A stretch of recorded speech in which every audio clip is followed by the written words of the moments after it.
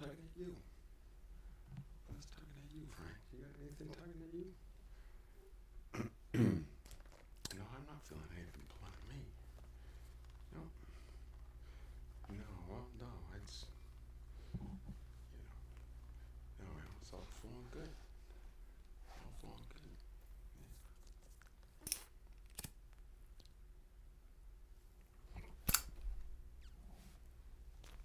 What a pretty sky, huh?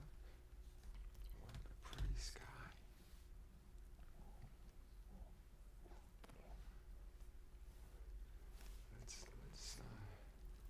Let's grab Schmartin over here. Schmartin. And,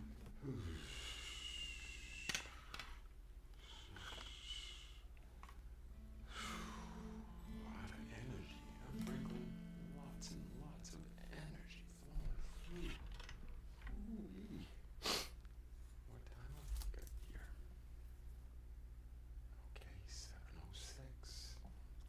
Some mercy says everything is going to be okay.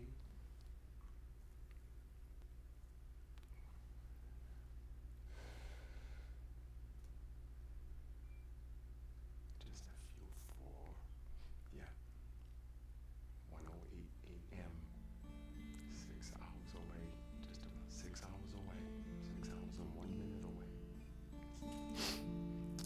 Was when the physical part of John emerged. And the other part of John emerged at 11:08 p.m. on the 14th, 2 hours before. We're coming to a peak of energy at midnight, as happens every night at midnight. Right? High noon, midnight, midday, midnight. It's a powerful moment. It's a powerful moment. We start getting ready for it. I feel myself getting ready for midnight, probably like 11 p.m. Getting ready for midnight.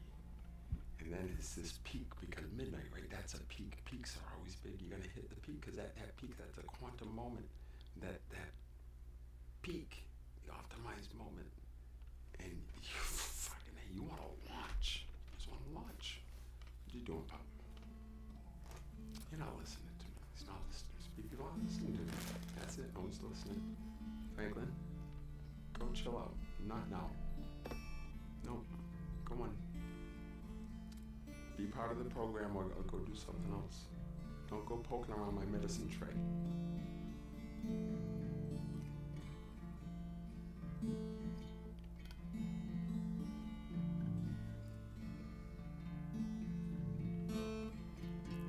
Hold there.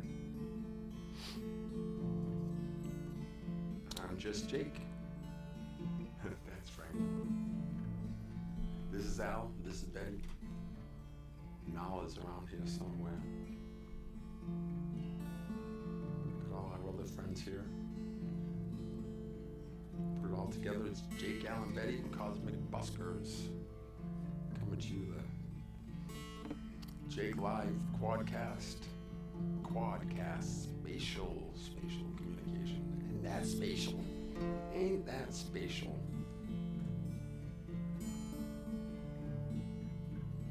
QuadCast. Sight, sound, thought, and communion. Put it all together into an experience. Witnessing, being witnessed, getting naked, and very afraid. Ooh-wee. And Jake and his skivvies.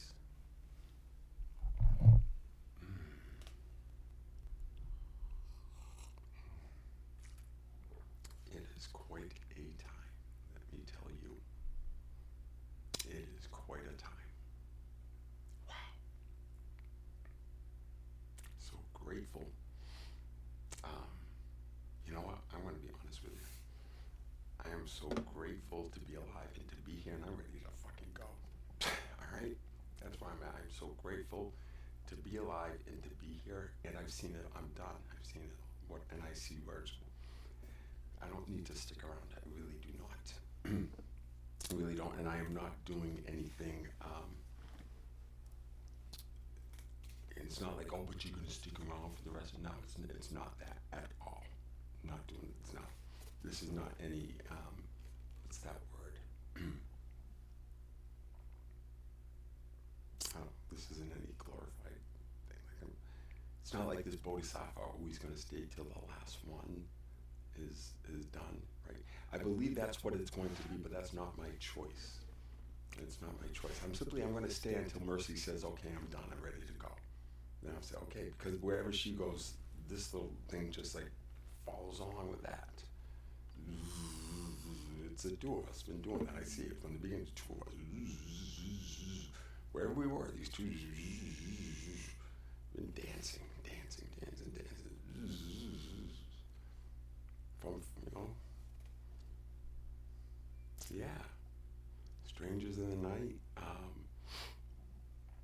South Pacific, what is it, Across a Crowded Room. Yeah, it's like you're just changing partners. And, where are you? But all the while you've been dancing around them, but there's just, it's this funky thing where we're flipping through partners, right? I didn't know that in the midst of the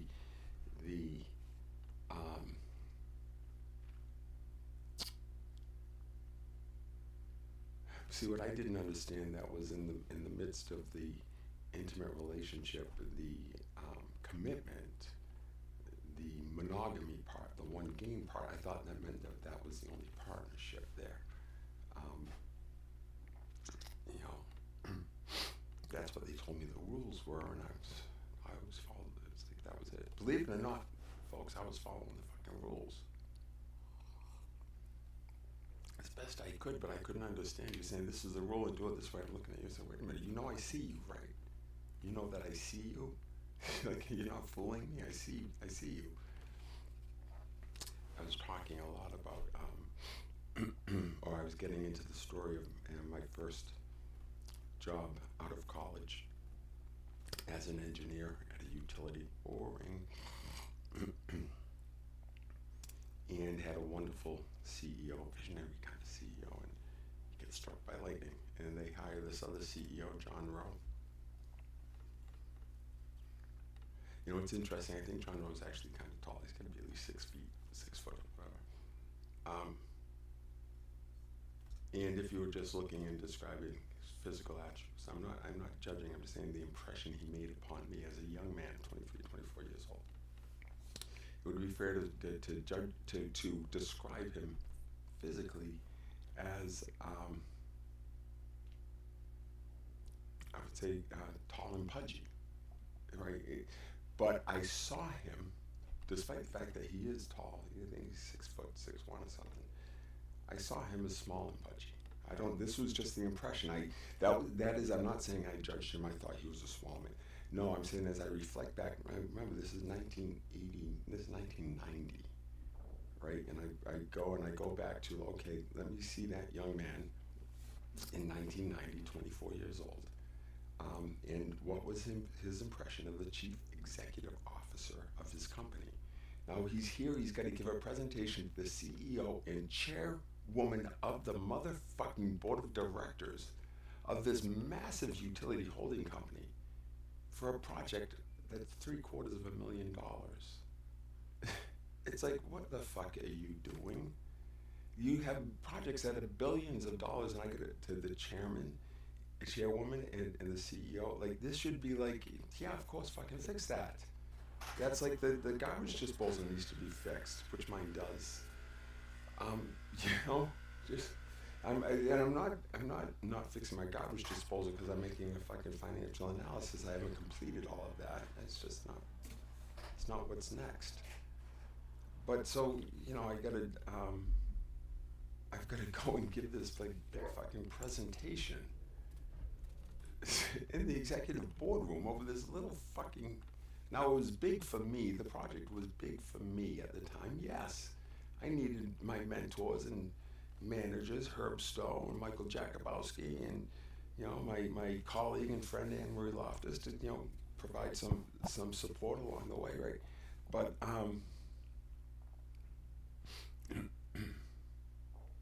But in the context of a publicly held utility company, like you're fucked. That's fucked up, right? Like you not recognize it. This is fucked, and it's not my fault that you have to come in and listen to this presentation so your fucking game can keep being played, right? You put me in this position. I don't want to fucking have to do this bullshit. It's bullshit, right? Because you can't fucking figure out how to delegate your massive authority.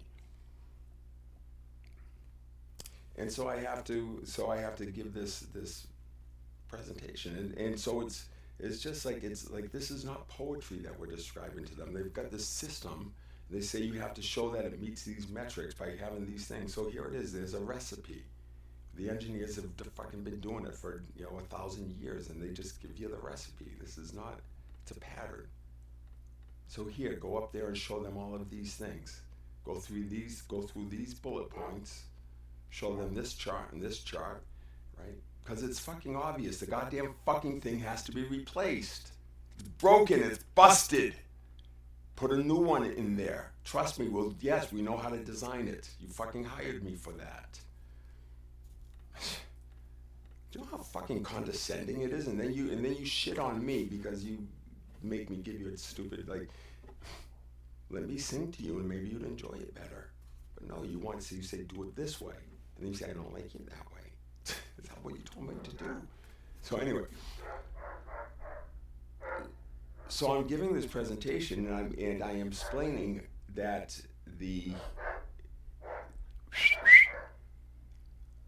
that by replacing this piece of equipment, the money we save every year, et cetera, it will repay itself in 3.5 years. And even when you include the cost, what they call the cost of capital for the project, and all your interest rates.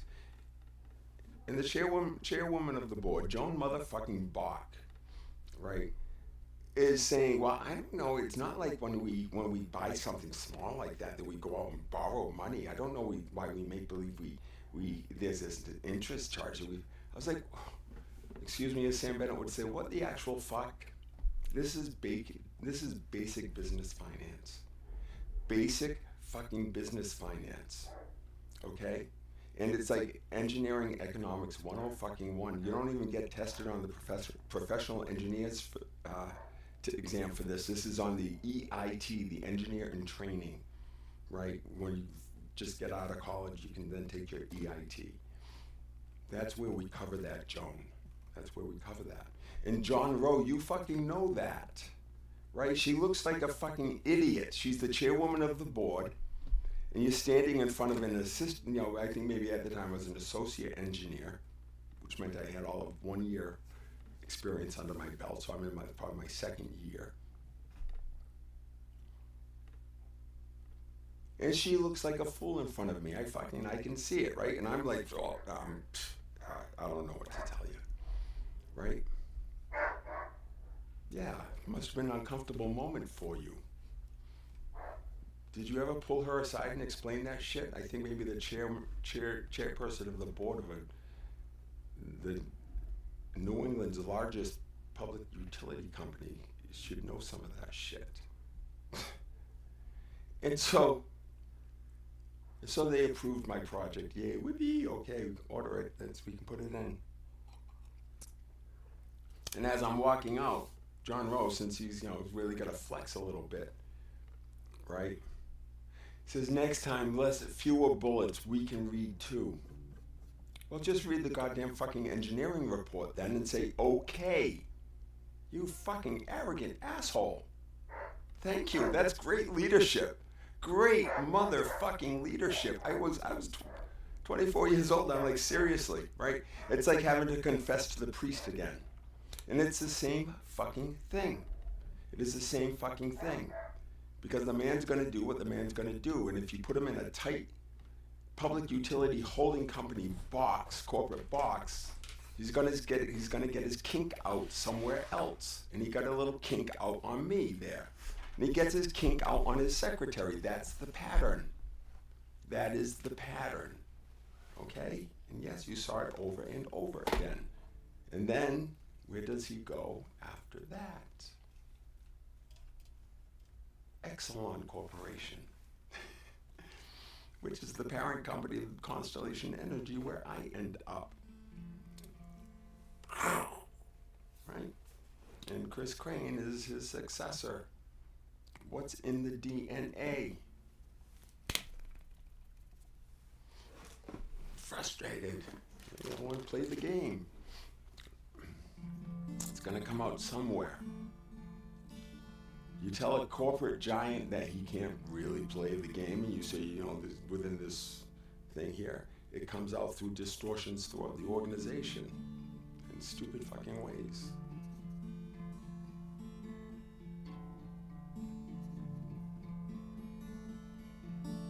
And then you end up with a company that has a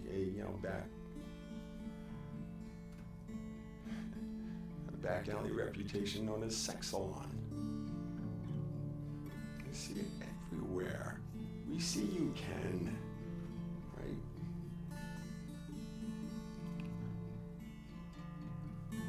But don't you dare fall in love with the super hot marketing strategist that your boss's boss couldn't bag. Don't dare do that, right? And she digs you. And you're open about it because you're in love. And you do it the way it's supposed to be done, openly. Yeah. We had our little thing for a little while. It was a few weeks tops, I think. I forget what it was. And I disclosed it to the ethics office. Yeah, you guys know what the fuck to do. This one's got integrity. Yeah, it's like that movie. The movie with the cop that found $1 million, right? It was a true story or something, found $1 million and didn't keep it.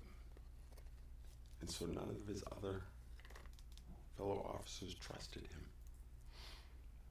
Yeah, that was a true story. It was badass. It was with Denzel Washington, right? What was it? American Gangster. Yeah. Mm-hmm.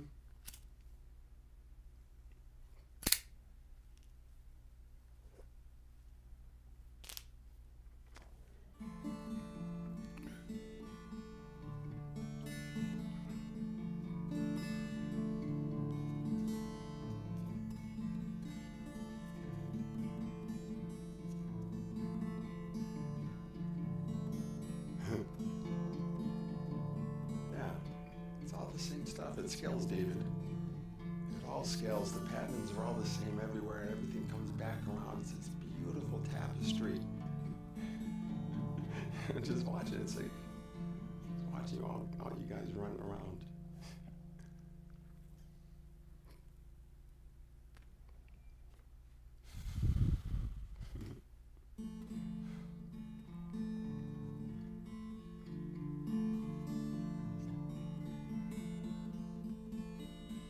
It was when I had fun, though. I had some fun times. I enjoyed that, yeah. Even in my misery, my suffering. Yeah, thank you very much. You made some of it fucking bearable. Some of those trips were a hoot. Absolute hoot. My God, sales meeting in Las Vegas. Man, did we fucking go wild. Holy shit. We did it right, though. Jake did it right. Jake did it right. Did you ever notice that, guys? Right? Who wasn't there when all the tawdry shit was going on? Jake weren't there. Mark Houston was there. Mark Houston was there. This is during this is just the shit that goes on, right? The shenanigans at sales meetings of major corporations and who gets scapegoated. Scapegoat poor Kevin. I had to give like the biggest presentation I'd ever given.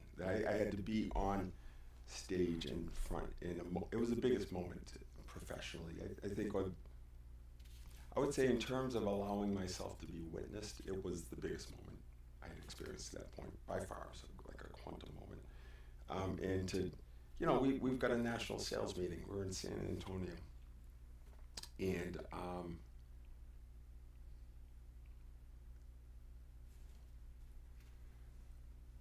there's, it's a big event. I don't know how many people were there, 500 people or something like that, 350, 500 people.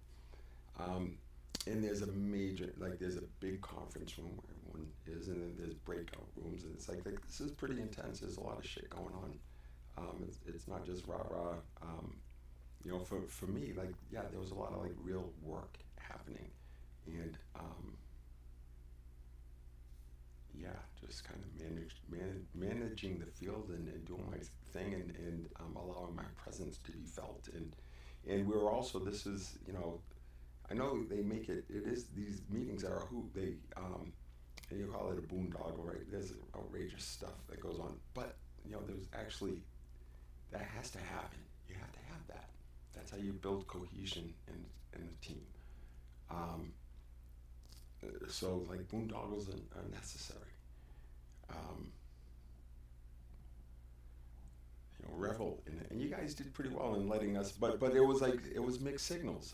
Go do it, but fucking, you don't know when it's gonna be oh God, that's too far. We see how far you're going, but what is too far for us to go? We're watching you. We're watching you the whole time. You don't even know it, and we see you. You don't see yourselves, but we see you. You're too busy looking at us. When you look at us, you're seeing yourselves. And blaming us for being less than what you would like to see. That's exactly what it is. It's bullshit, Joe Nigro. Don't blame me, I have better hair than you do. You either, David. Or Mark. Or Chris. Or Ken, you got pretty good hair. But, Ken. He is Ken worthy. He's Ken Cornu worthy.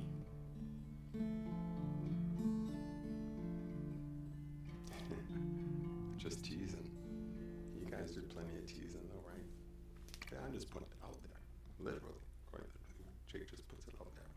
I don't know. It doesn't say there's any subscribers. What's the worst that could happen? Ha! That was my swing thought. And all those pro-ams. Jesus Christ. They put Jake out there on the first tee. Oh my God, the first pro-am. Jesus, what an embarrassment that was.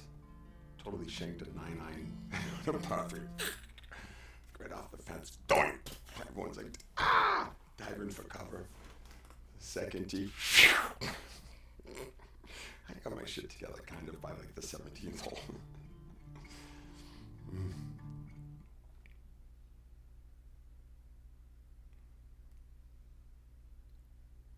Kevin Madsen melted. I think who were we playing with? Corey Pavin. And Kevin sucked a shot from 2 feet from the pin. He's just got a birdie easy, triple bogey. These greens were super fast. He's tapped. He's see you later. And he just melted after that. Kevin, you could hit the fuck out of the ball. That was fun.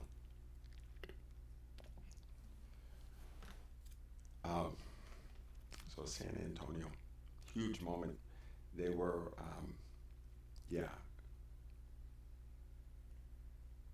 had a big presentation, a spot on the big stage with the full audience the next morning at the sales meeting. And there was a lot going on at dinner, and people were excited because then there's the after hours event. And Jake's tummy was because we had done a run through earlier that day, and it was shit. Everyone was shit. It was me and my colleagues, 4 or 5 of us that were general managers. These are pretty, relatively speaking, significant positions in the organization. Not just as sales leader, but gave us the opportunity to be blamed for everything going on in the region. So for me, it was New England and New York, and we said, well, overall the P&L, right, profit and loss statement, we want you to be attuned to the whole. You do this commodity, and I know they're doing efficiency and these things and that things, but we want you to try to bring it coherent all for us. Yeah, cool. Jake loves that shit. New England and New York, and just the electricity alone that my team was, I don't know, I did some background now though. We're talking about a business that was, collecting money, New England, New York, $4.5 billion a year, something like that, right? And a bunch of people. So just I'm not pounding my chest saying there's a big thing. I'm trying to cohere all of this and make some sense and get them all to see we're one team. We're all headed down. So what's the common thread running through all this? It's the shit that Jake did, and it scales, David. This kind of shit scales. Jake paid attention to what was going on, and you said make the room bigger. So I stepped back even further, and I looked. I said, oh, look at that. It scales all of these little things. And you can start seeing how they fit together if you just allow them. So I had a fairly, what they were telling me, a fairly significant role, and it's an opportunity to be witnessed and to let the organization know what I'm all about. I'm running a particular, at the time, a particular part of the business. It was the indirect sales. So everything we did went through a broker or a consultant. And it was the shady side of the business. There was the shady side of the business. And no one wanted to admit that every fucking sale went through somebody between us and the customer. Every fucking one, except for like one of them or something. So no one wanted to admit that. It was all indirect sales. There's no shame in that. That's a skill set. Recognize what you're doing. Like, they say, like, these are third parties, and I'm like making a career out of how do you sell to that guy over there when this guy is in the middle. And they say, so that's indirect sales, you do that. And over here, they're calling it direct sales, but they're doing the same thing. There's a guy in the middle. They're just calling him a consultant instead of him a broker. And he does like different things, maybe, than he does. Yeah, everyone does a different service. Every healer is different. But the fundamental that scales, David, is that there is a third party. It's not a dyad. It is a triad. And maybe you should look to the guy who has spent a fucking decade or whatever watching how triads work. Let's say, okay, that's right. It's true that our revered direct sales force isn't quite as direct as we like to think they are. Because we want to say it's direct, because when it's direct, we think we got the fucking customer, now we can really screw them. Right? You want it direct, so no one's telling them a story different than yours, because you know that your story has holes in it, or else you wouldn't worry. I have no worries about my story. You find a hole, tell me about it. I'll plug it right up quick with your fucking bald head. Right there. We'll plug it up real quick. There are no holes in this story. That's why I stand before you naked.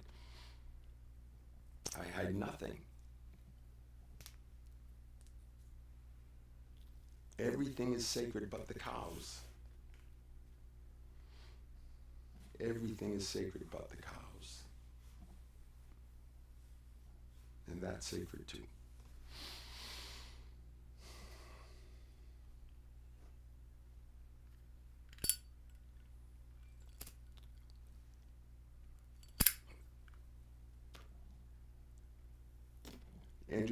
Andrew Singer, thank you.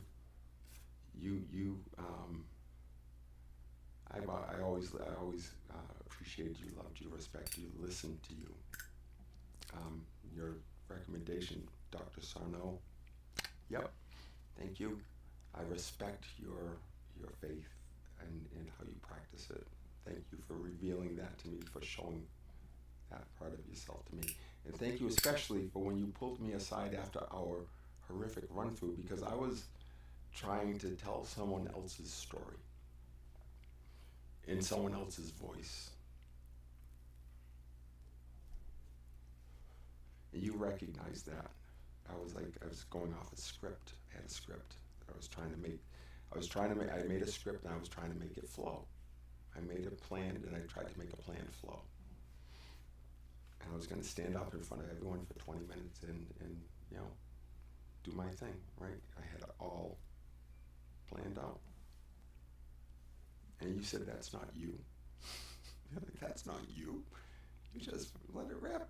Just let it rip. I said, but fine. He said, no, you just let it rip. And Andrew, you when they let you let it rip. It's beautiful. It's beautiful. You should see my friend Andrew Singer command a stage at a national sales meeting. It is a thing of beauty. You are in your element, Andrew. I wish they saw that, respected that, honored that, and had a fucking clue of how to take advantage of that. They clearly do not. Just like they didn't know what to do with Peter Kelly Detweiler, PKD. I mean, it's tough to be a visionary with a bunch of utility executives. You scare the fuck out of them. I once said to PKD that I slept. We were late in the day, 7:30 p.m. or something. You hide 28th floor of the Prudential Tower in Boston, and the lights it's dark and it's dark all around you. It's sparkling buildings, and I'm in my office. My door is open. PKD's this man, chiseled. He's a rower. He rows. He's still rowing today. I know you are, PKD. You're rowing the Charles. You're rowing across Boston Harbor. So like PKD's got to be like 6'5", just lean. He's a rower, right? And just a brilliant mind, which makes him a huge target in the utility space. I don't know what to do with him. And so, anyways, PKD, we'd have these great conversations. He's another fellow. His line goes through the Mayflower. I remember he had that, the book, The Mayflower, in his office, and I commented one day. He said, "Hey, Mayflower, I did a good book." He said, "Yeah." I said, "I was, my family, my family line goes back to the Mayflower." He said, "Me too."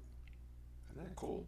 And then he said, "And guess what? 10% of all of us here in the United States goes back to the Mayflower." Wow. How about that? Right? 100 people on that ship, 50 survived through the first winter. Voila. Here we are. I know there was shit going down in Virginia, right? But the spark, the spark was Boston. That rabble rouser, John Hancock. John's always a rabble rouser. So you gotta expect it. John with an H. John with an N, you make of that what you will. But John with an H, rabble rouser. John the Baptist, the forerunner. Right, Lizzie? The forerunner? Remember you were all about that? You saw that in your brother until you freaked the fuck out. Run away. Goodness gracious.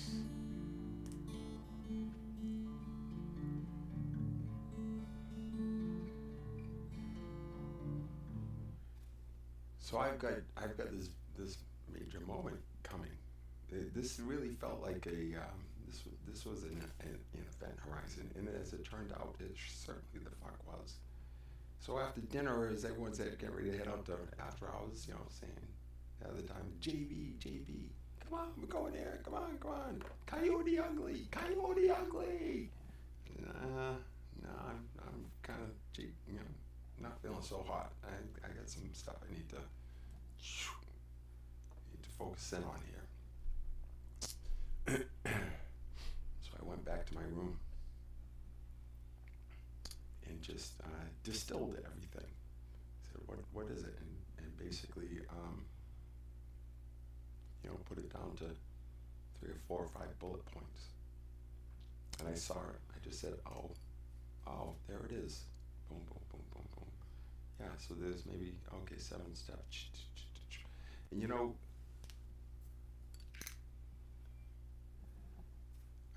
I always like to tell jokes. I like to tell stories. I like to amuse people. I like people to come with me and let's have some fun. Jokes are tough. You got to try to find. It's hard to find a joke that doesn't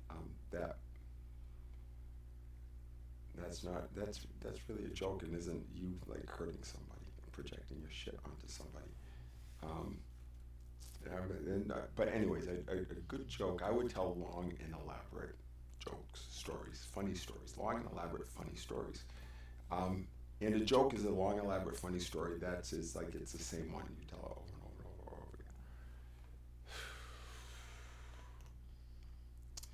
and over again. And Nikki's sister, Jessie, once said, how do you remember all of these jokes? And they're so long. I was like, I don't remember them. I just see them. And I see that I have to tell a story that goes through these 7 points in this pattern. And then everything else is my art. That's my color. I weave the story for different pieces. Oh, I forgot a part. In this story.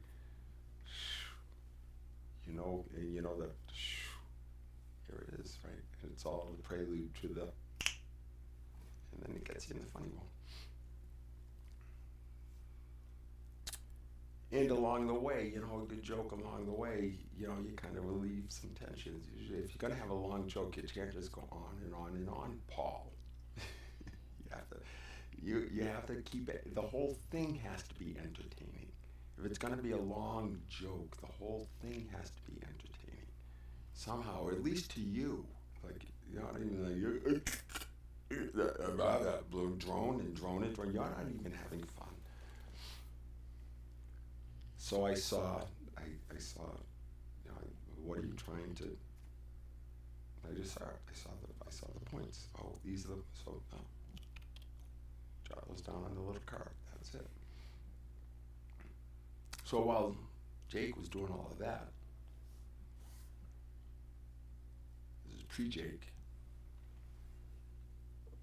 where Jake is the artist formerly known as John Bennett.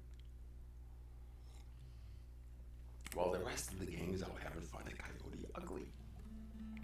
And what kind of things go down at Coyote Ugly? This is the kind of place where beautiful women are hired to tend the bar and serve the drinks. And it's really good if their navels can hold a shot glass, so that when they lay across the bar and the shot is presented on their navel, then your chief sales officer can go and and do the shot of tequila. And it's not just like the sales people there that these people, no, because they're not the ones with the money. Their bosses are there, and their bosses, and their bosses, and their bosses. Yeah, right up to the top dude was there. Mark. And some of my colleagues were there.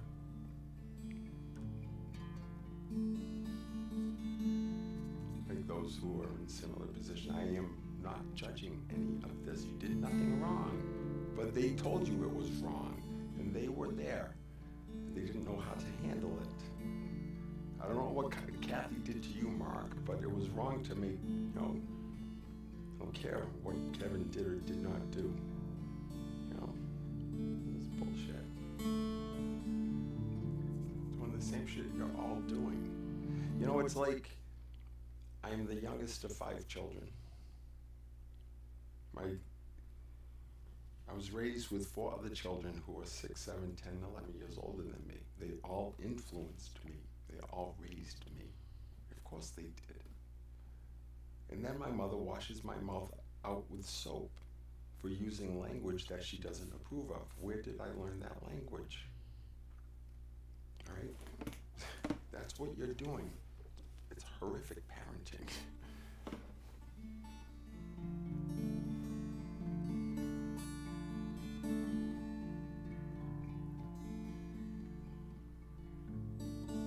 Yeah, so that turned into a whole shit show. Because there, of course, and Mark, you knew that was a bad scene. You knew that was. I heard the whole fucking story. Of course, people tell me everything because I'm open. I allow for that. That's how you know what's going on. You realize that none of you had any whiff that anything was going on in the relationship I was having, the loving relationship I was having, until I told you. We were very discreet But Jerry Hawthorne said she knew everything was happening. She was the HR honcho in our division. She knew everything. She knew who was banging who. She knew all of it. She said she hadn't even caught a whiff. No, man, chill. Fucking chill. You only knew because I said, hey, here it is. It's how Jake rolls. And you still couldn't find anything because there was nothing there. Did you a thorough investigation? You didn't have anything, did you? You're just waiting. That's okay. That's okay. I would have let me go a lot sooner. I was, I would have. I mean, I was still better than anything else you had there by far. I was giving you about 20%. I offered you more, but you only wanted 20%. If that, 4%, right? The rest was junk as far as you were concerned.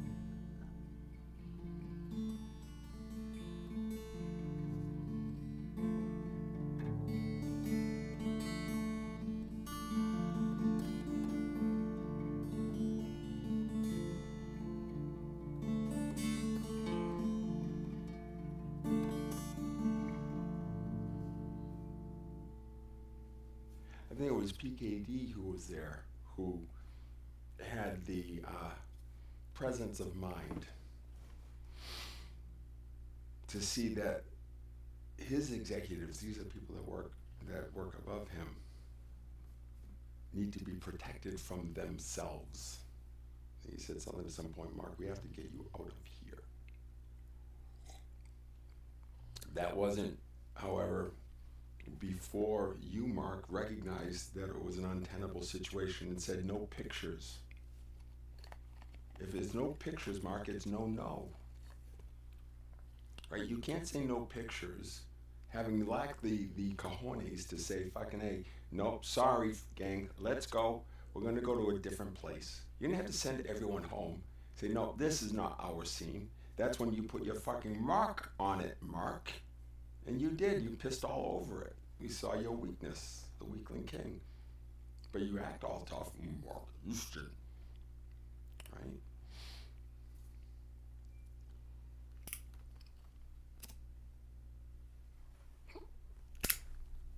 It felt your judgment. I felt your buttoned up conventional family judgment. Fuck you. Fuck you. Come and talk to me about it. I felt your judgment.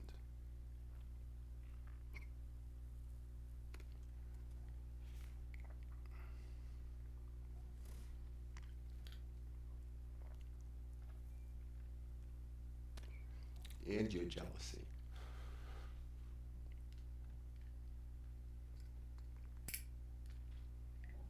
Yeah, I knew you wanted what I had.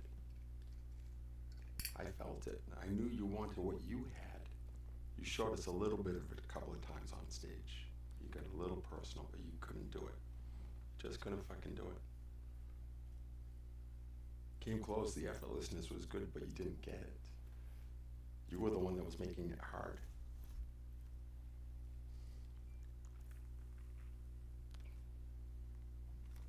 We were begging for it, like, yes, Mark, please fucking make it effortless.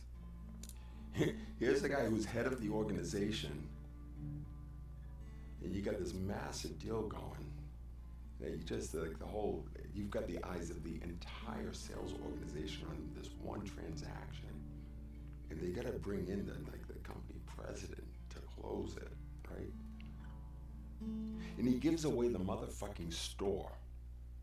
Oh, you want that? Yeah, you can have that. Oh, you want that? Yeah, you can have that. Oh, yeah, because they're... And then he brags that they needed him to get the deal done. Yeah, we needed you to fucking allow us to take some risk. Like, I fucking put it in plain English to you. They do not. It's lopsided. The company is afraid of losing money, but thinks nothing of losing opportunity. Again, this is a simple concept that they test us on in the engineering training class. Mark, you took that exam, opportunity cost. We could have done what you saw. We couldn't have done it your way, though. You didn't have to give up your role. You just had to give up control. Do your role differently. It was easier my way. I was a lot less stressed than you were, and I was fucking stressed. My God, you guys. I didn't fail by not getting to your level. I succeeded by not getting to your level. That was a success, jumping the fuck off that dumbass ladder that goes on and on and on. You're just running around. It's not a ladder, it's the wheel. You're not going anywhere.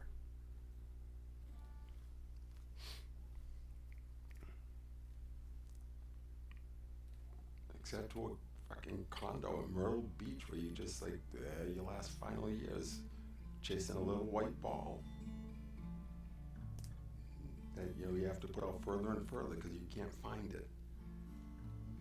I won't go there.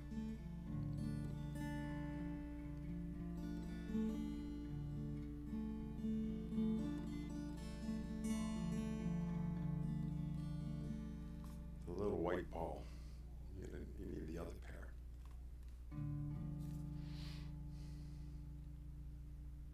I lost my share of balls in the woods, right, Gerard? But I never fucking lost those. Even when I was cuckolded all those times. That's okay. I still have them with me. I'm swinging them. Gene Bennett taught me how. Gene Bennett taught me how. If any of you think I am speaking inappropriately, I challenge you to say this is not the spitting image of Gene Bennett at a real estate closing, giving an attorney what the fuck for? Jesus. Wow. Mercy, my mom, that Kali energy. Wow. Yeah. She knew how to do it. She knew that Kali Aikido. She knew Kali Aikido. Believe me, I was her son. Oh boy, did she have the dark feminine. I love my mother. She's here with me in every moment. What a woman. What a fucking woman. Wow. Man, oh man. Man, oh man. My dad was just fucking twisted. Brilliant, though. Brilliant mind. Ooh-wee. Twisted, brilliant. And tormented, brilliantly tormented. No, in the way he hit it so well from everyone but me. Liz saw it too, but she wouldn't admit it. No one else even saw it.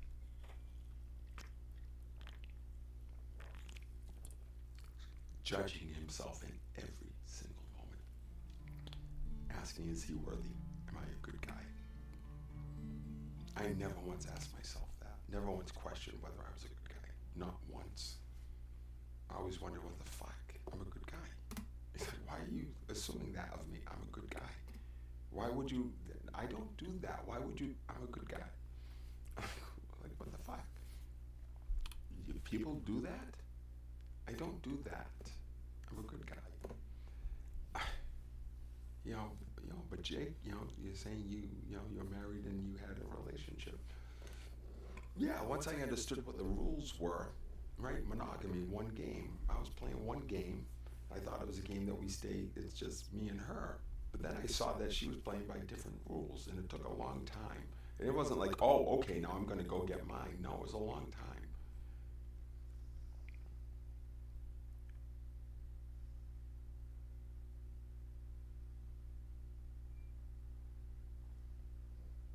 I discovered it 2 days before my son's 12th birthday. It was his 12th birthday.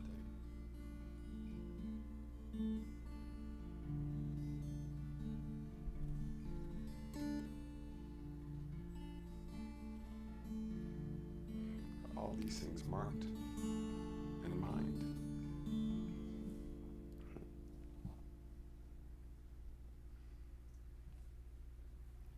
then sometime later when I just saw something and fell for something and said,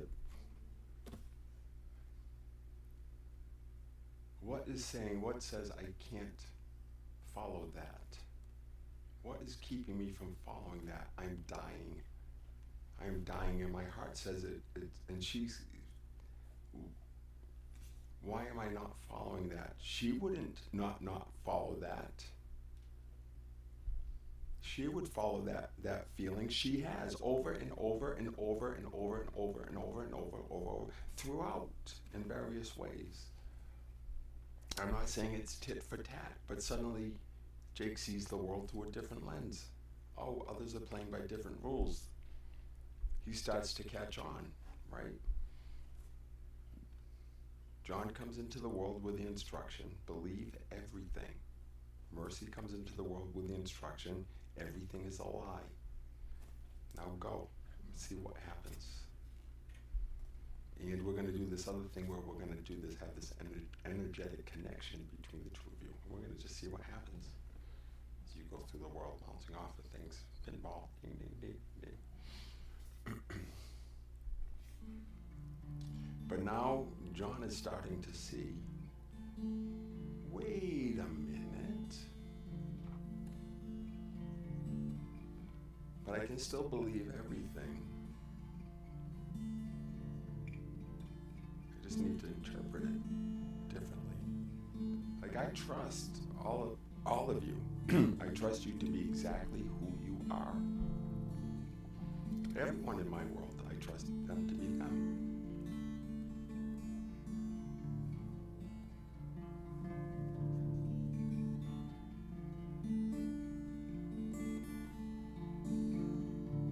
So that was Mark, you could have shut it down, you could have, if you let Jody coach you a little bit, or me, or whatever, just showing you how you get out of that situation, manage that shit.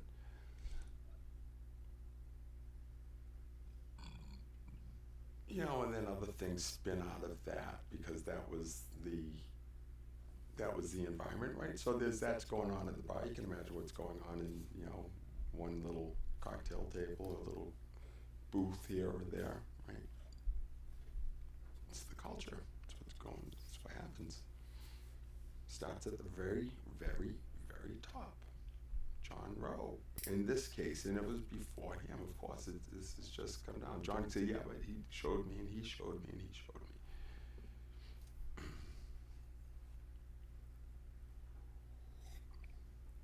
And if someone's going to follow that and change it, you're going to have a really strong personality.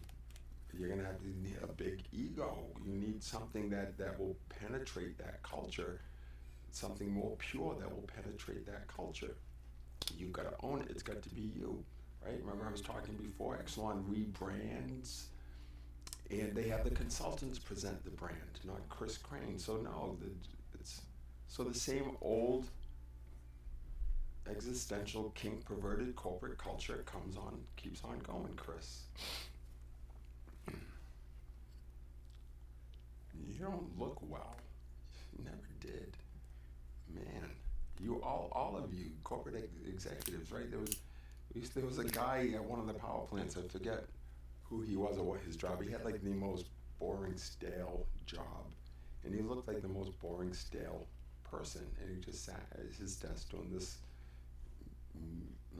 but he was the one to do it, and he didn't see it, he just did this job. And one of my friends referred to him as veal. I mean, and you all look like veal. You're dead. You're just like fattened calves or whatever. Not healthy.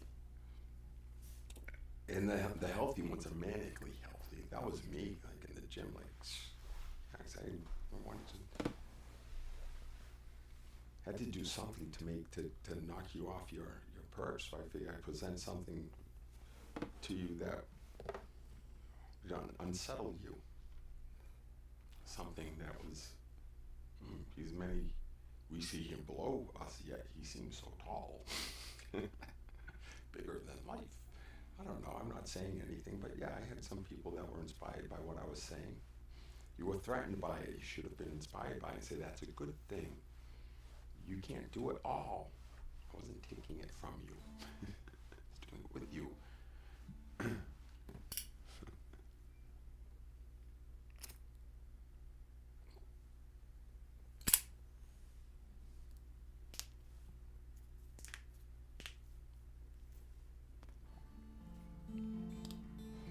So other things spun out of that, and the things that spun out of that got pulled into that. You know, when the shit hits the fan and the higher level executives have to be told, oh, there was some shit, and there was pictures on it, and it could get out on the internet, and you know, the big whole fucking, I mean, Exxon's a massive utility giant. And there's shit in their pants. Meanwhile, Jake's back in the hotel room. Here's a funny thing about the, you know, we're having the sales meeting in San Antonio. Boo! Come on, Vegas. No, marketing says San Antonio because they got a really good deal. San Antonio is going to be great, and it's along the San Antonio. So, well, what's in San Antonio? I ask because I want to get my team like jazzed up. Going to San Antonio is a big thing. This is where we kind of get rolling for this next year because you want me to go fucking make a gajillion dollars for you. And for me and for all of us. So I'm talking to a whole bunch of people in our marketing department about what is it about San Antonio, right? Lev Goldberg, we were talking about San Antonio. And Christina, we were talking about San Antonio. And I said, yeah, Riverwalk, cool, this is Riverwalk, San Antonio. So I go online, start looking, checking out the Riverwalk. I go check out, you know, San Antonio Chamber of Commerce, this and that. Well, that period while we were there for our sales meeting coincided with the period where they drain the Riverwalk. That's why it was on sale, as a drainage sale. And when they drain the Riverwalk, you see all the cars upside down, the tires spinning, the shopping carts, and it's like I go into my room like, oh, we got this really nice room with a Riverwalk view. Great. It's just trash everywhere. But Coyote Ugly was still open, apparently.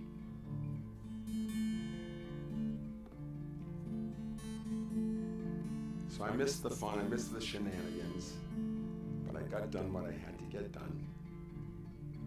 And I got up the next morning and I was ready to go. And I crushed it. I fucking crushed it. Though my one regret was that I did not have a bottle of water because I had serious cotton mouth. I'm trying to talk by the end, but yeah, just got up there and won it for 20 minutes and noticed a handful of jaws dropping. And one colleague, someone who was on my team, who I have a great deal of respect for, there's two people. I remember this distinctly. That was a big thing for me. That was a big thing for me. I don't care how it affected anybody else, but I was myself in that moment in a hostile environment, right? That was me being me, in a place that did not celebrate those that looked like me. They made believe they did, but they saw me as dangerous to them, threatened, those who I worked for. But I needed to show you, those who worked with, who I was and what mattered to me and how I saw things. I was going to do that no matter what, for all of us. I was always trying to make it a better place for all of us. I gave myself for that. Many of you enjoyed it while I did it. Some of you bitched and moaned when I ran out of gas and left unflattering references for me. Well, when he's at his best, I'm always at my best. That's all I have left, Meredith. That was it. Had I not lifted you high enough. Jesus.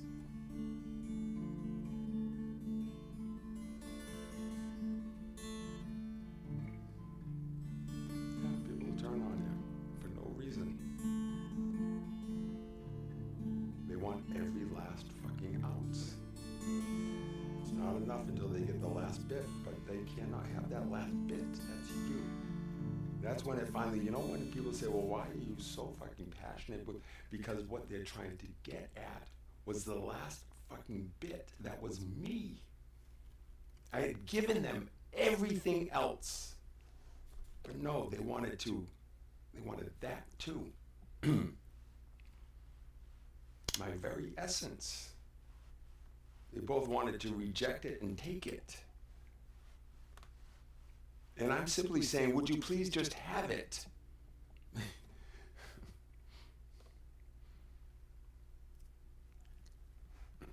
I'm offering it to you. You're afraid of it. You like can't keep yourself from buzzing around it.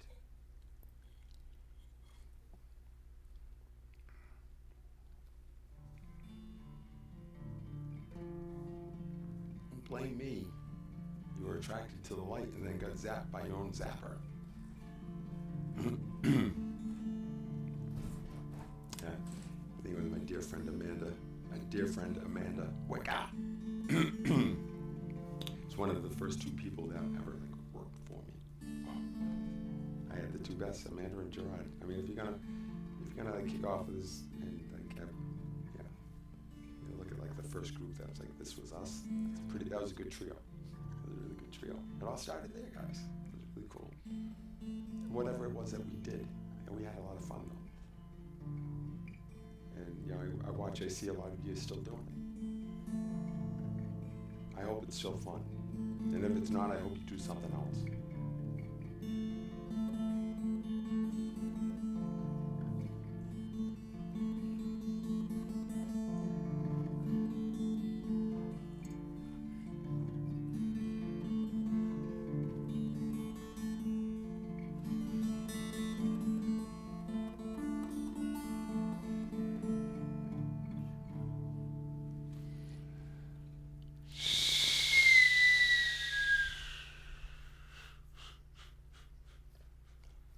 Yeah, a result of that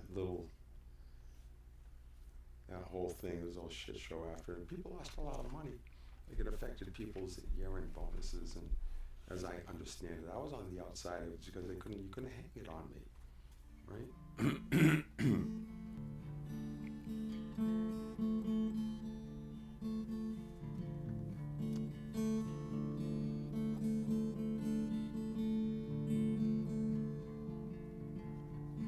We're gonna pick up a corporate thread so thoroughly.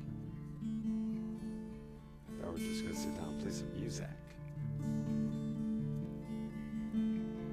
Jake is closing in on completing his 60th revolution around the planet.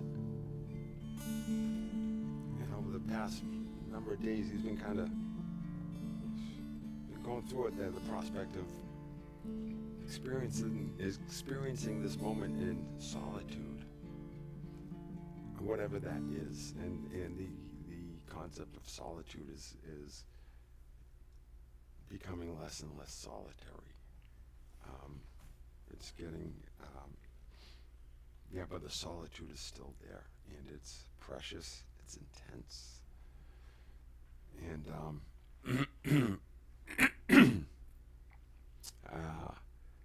I find myself owning the fact that I am an intense being, and this is my shit. And it's like, it's sick.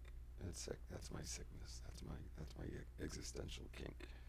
Put myself in positions that life leads me into experiences that are emotionally, psychologically, and at times even physically, and physically intense. Super fucking intense.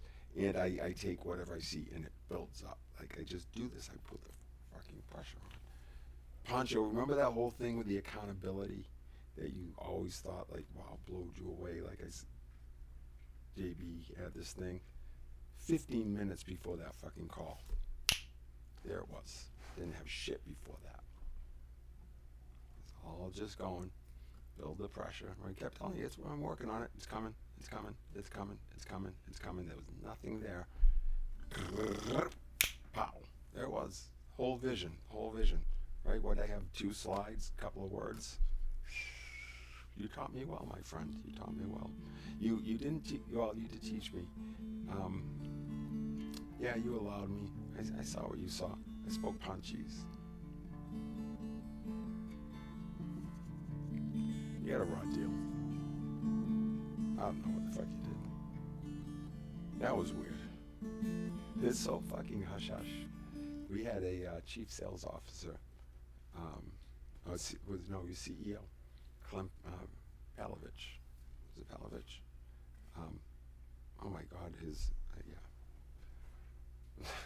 Just, you see executives at these functions. They come to the sales events and everything. It's like a big thing that, like, this big godlike executive is there, dressed as Elvis on stage. Seriously, Clem, that was pretty good.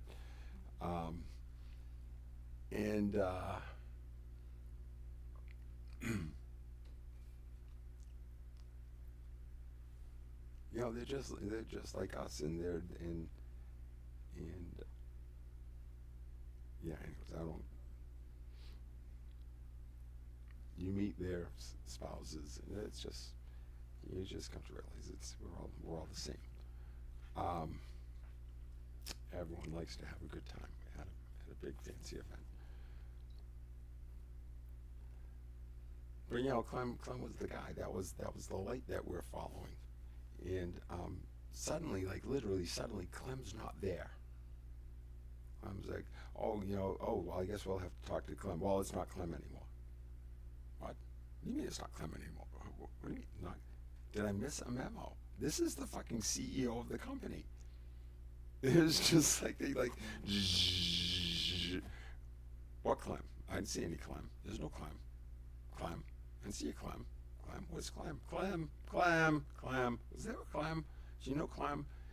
It was so fucking funny. It's just, and everyone and then and Clem is a mirage. What happened? You think you just got rid of it? Oh, what's up with that shit? It's weird. That's not transparent, and that pervades your organization. You say, how come we're not like super effortless? Because you need to be transparent to be effortless. If you're gonna hide shit, that creates more effort for me to figure out what the fuck you're hiding, so I can understand what I can do most effectively to help this shit show we've got going on here.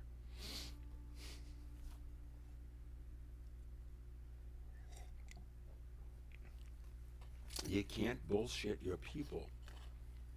It makes them uncomfortable. They feel it. You think they don't. Because that signal that whatever you think you are when you're saying you're sending something that is not true, they're feeling something. They're like, that's not good, and it doesn't engender trust and confidence. You can't fake it. You cannot fake it. You can't, because look, you're faking it and it's not working. It's all shit. Oh, the economy. Oh, shareholder value. Right? You don't feel comfortable. You ain't got it. You're still fucking next quarter.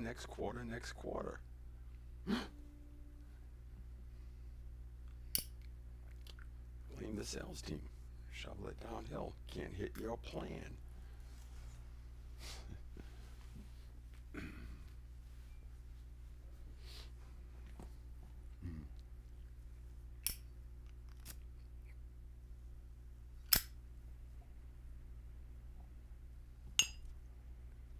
Let's see if there's anything left there.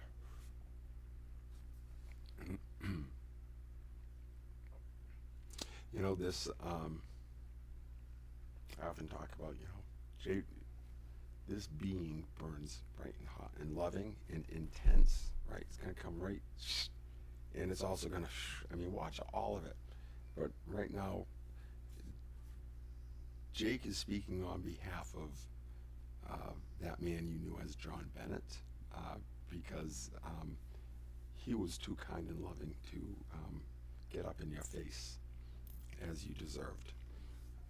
And he had a family that he had to take care of. So we had to eat a lot of your shit and then deal with you saying I've got bad breath, right?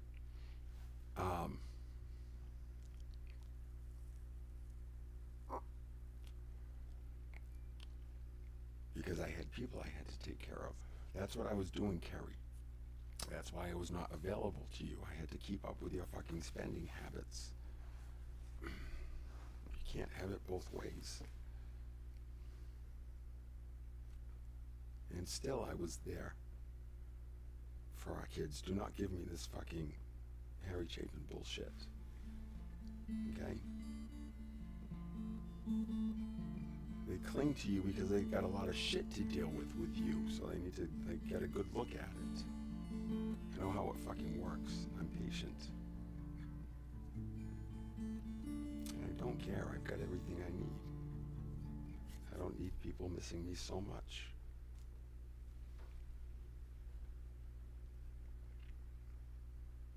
I would like them to just know I'm here. They want me and accept me as I am. Just allow me. It's good enough, and do your thing. Don't feel, oh, I haven't reached out to Dad. There's no Dad. There is no Dad. You don't have that anymore. Dad is dead.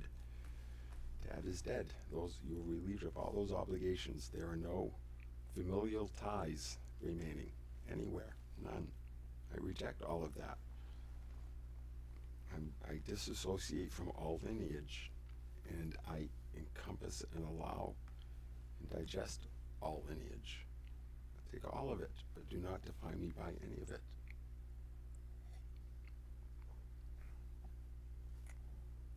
It's undefinable. That's the definition. That's what it is to be sovereign. I offer it to all of you.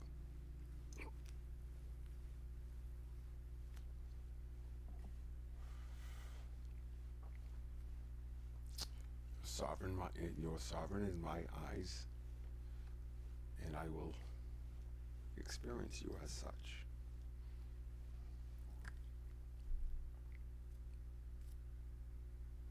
But I will express my own and allow it to be witnessed as Jake am.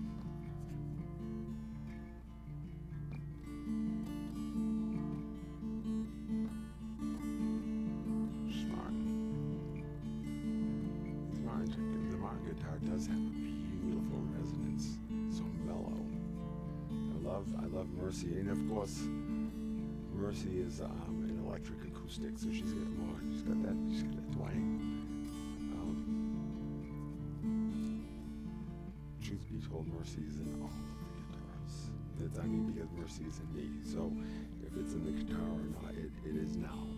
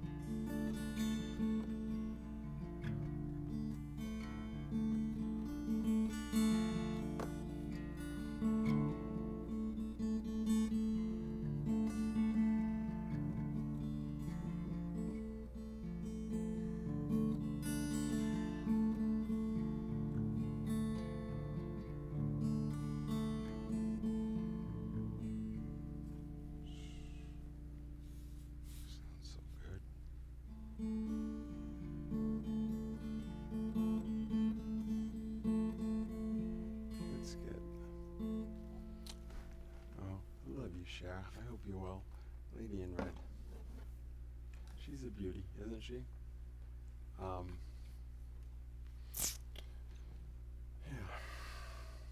My dear Sharon, we'll have to put that one out. What happened, love? What happened? What did they do to you? I know what they did to you. I'm sorry. I know what they did to you then. I know what they did to you more recently. And I know what you did to me. None of this is a message to anyone other than myself. This is not directed to anybody. This is not meant to get to anybody in particular, even as I know that it will at some point in time.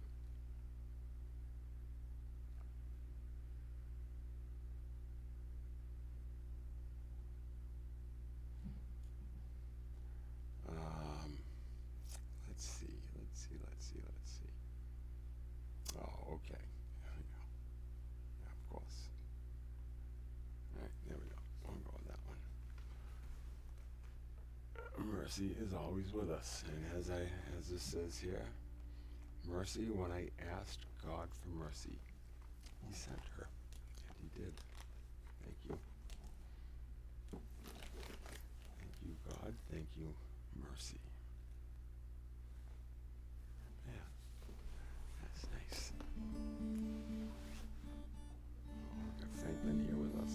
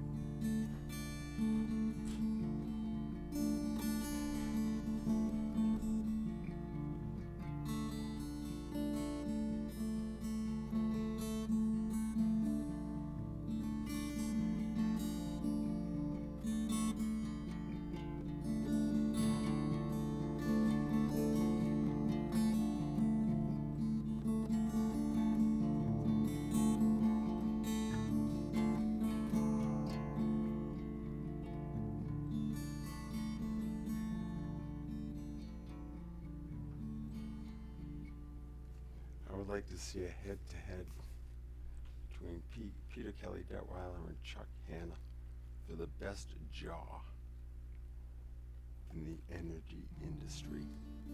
I know I've got a jaw, but I'm not even going to compare it to these two chaps. They have a strong jaw. Good men, good men, good men.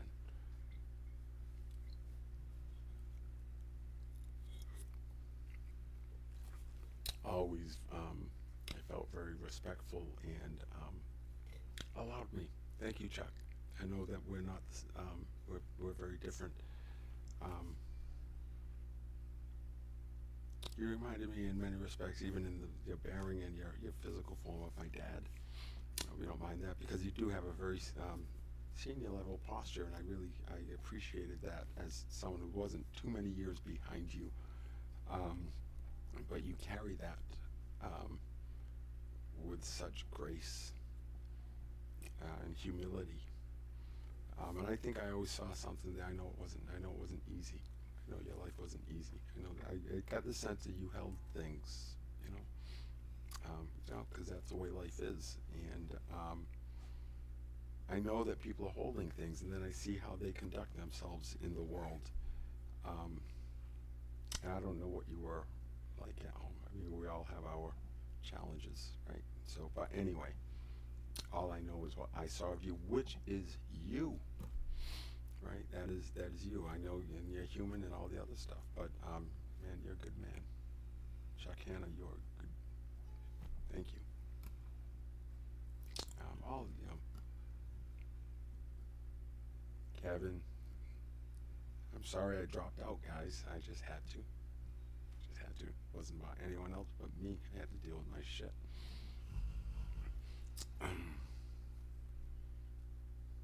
A lot of people in the wake.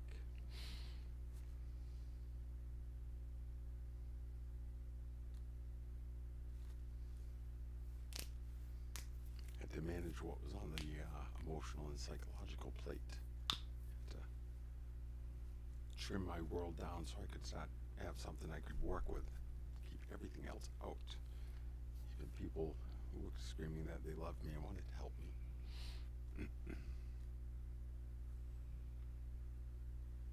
They wanted to make themselves feel better.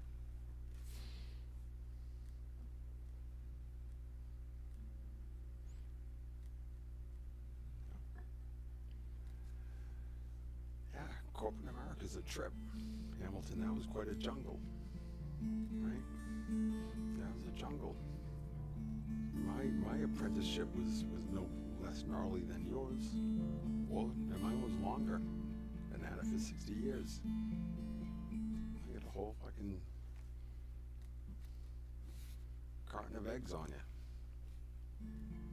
That matters. You too, John. It all winds in together.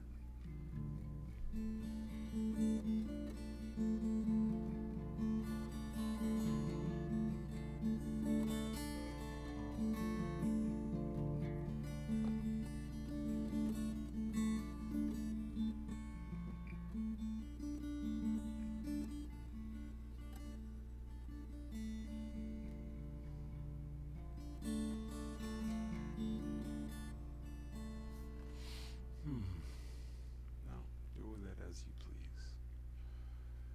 Do with it as you please. You know, a lot of names are dropped as we go. I don't feel compelled to leave breadcrumbs and metadata and stuff like that in comments. Sometimes something comes through in a comment, I'll drop something in a note field for whatever reason. I don't know why Spirit just drops it there. Comments left by anybody else, you guys do with this as you please in terms of organizing, directing what's in what quadcast. I have no idea. I just pick them at random now and get surprised and delighted every time. But you know, Jake's all about Jake. It's a Jakey world. It's very Jakey of you. I think that's something we could come up with. You know, it's very Jakey of you. Let's Jakeify that. What would happen if we Jakeified that? Let's take that shit show and let's look at it through a Jakey lens. Beauty. That's what we're going to do. We tell a more beautiful story.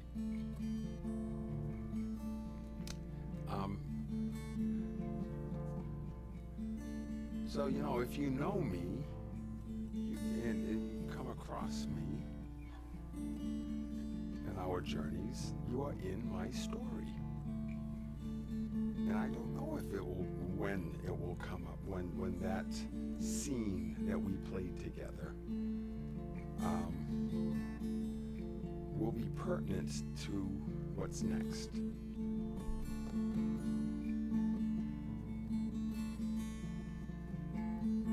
Who knows?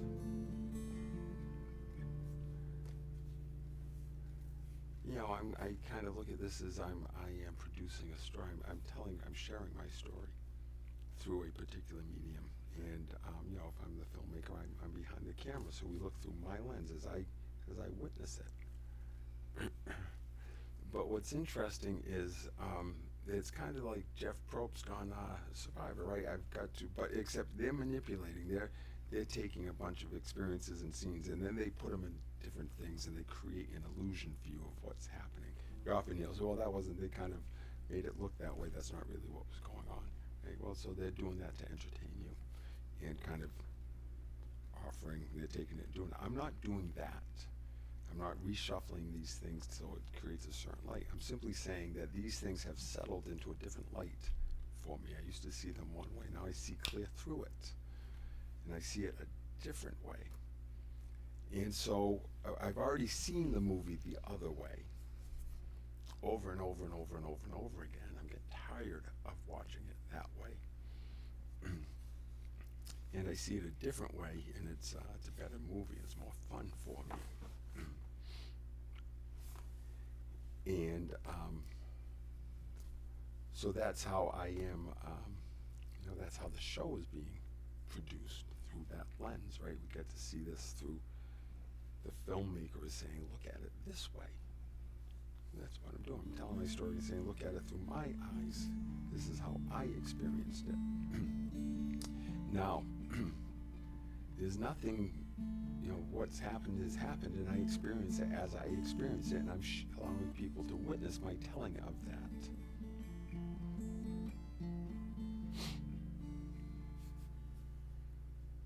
And I will tell of that. And then there is this moment here, and as we go forward. Now this story is continuing. Like, I'm not saying I have a story and I'm going to tell that story. I'm telling this story. I'm telling the story of my life, which continues to unfold. And I'm telling it in real time. I'm going to tell all of it, which says I'm going to keep on telling it because it's going to keep on unfolding. And I am going to tie what's unfolding today back to what unfolded way back when, and how I saw it then and how I see it now, and we're going to see how the whole thing does this, right? Now, you will always be in my story, and your character will continue to evolve. And that is out of my hands, right?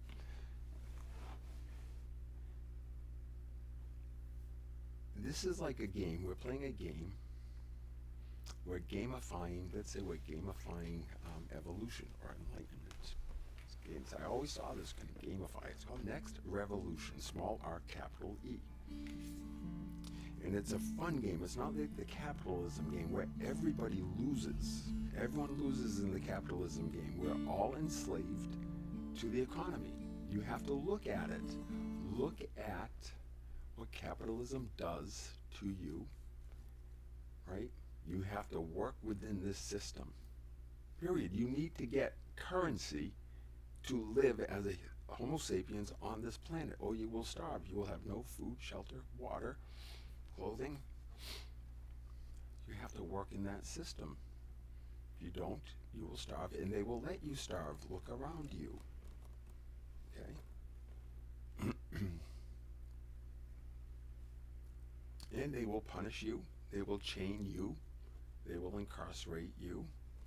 Right? They will beat you. I have experienced all of this at the hands of the authorities. Peaceful man, communing with God, right? And then everyone said, oh yeah, it happens all the time. Must have done something wrong. Nope. Nope. You have to play the game.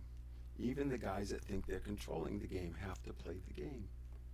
So we're all enslaved by it, and we're freaking out, oh, the economy. It's fucking made up. Make something else up. You're saying that's wild. That's what is going to happen. Something else is going to emerge, right? It's going to happen automatically. Wait till you see how it works. Wait till you see. I'm telling you what is happening. Okay?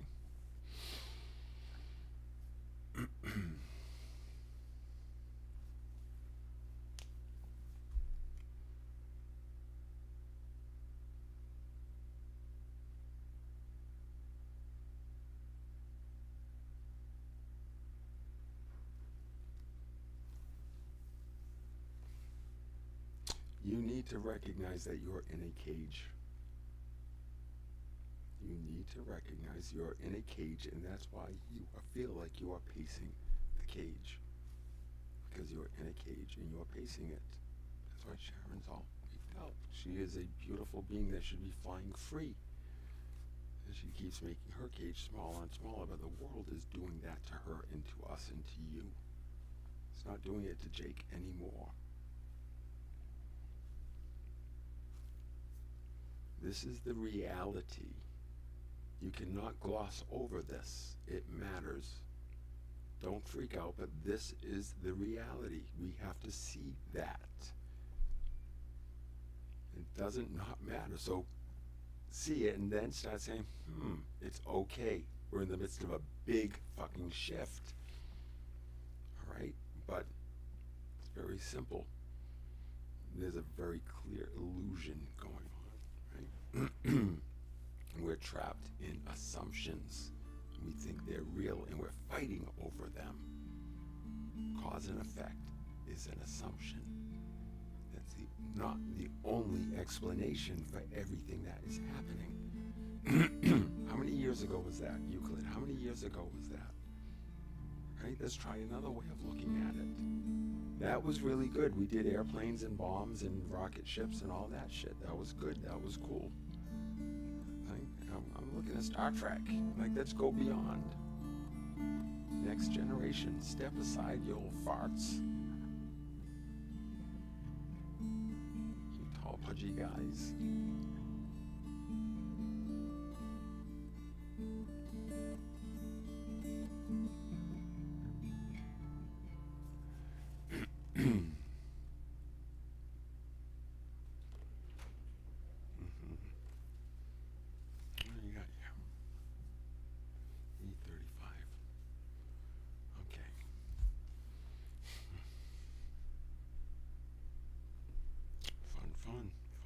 Fun till Daddy took the T-bird away.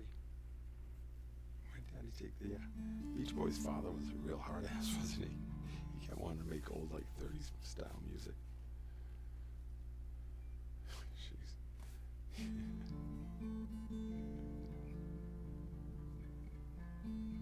Alright, we have to play a couple of songs at least, right? We have to play a couple of songs. And then, I think it's time for Jake to make a cheeseburger or something.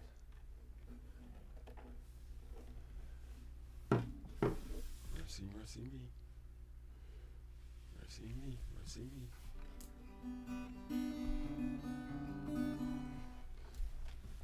Hey, darling. Friend. Darling friend. Mercy, look at that light.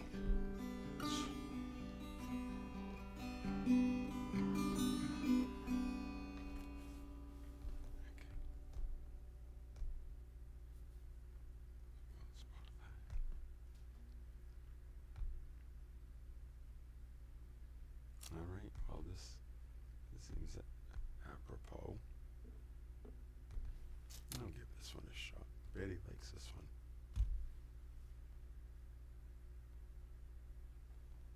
Okay, it's a good volume, I think. Yeah, we're gonna give it a tiny bit more. Yeah, why not? We won't overpower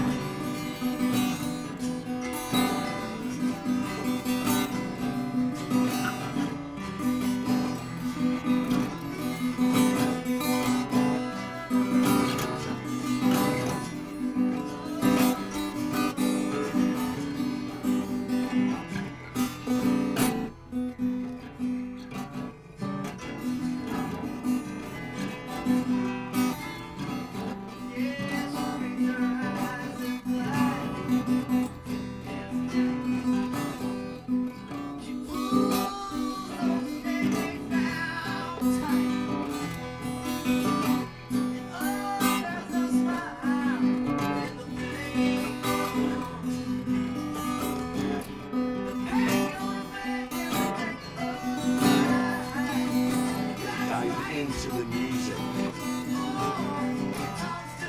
What else is there? Dance with it.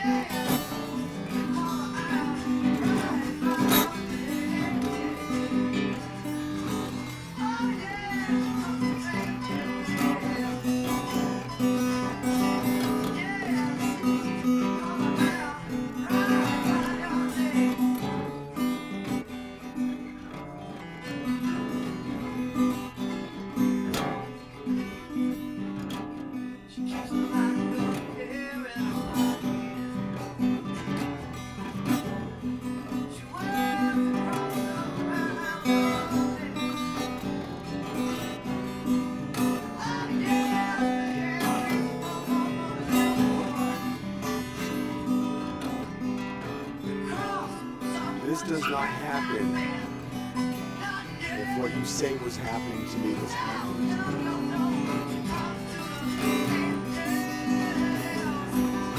This fits what I was showing you. That which you said was crazy. This is what came out of that.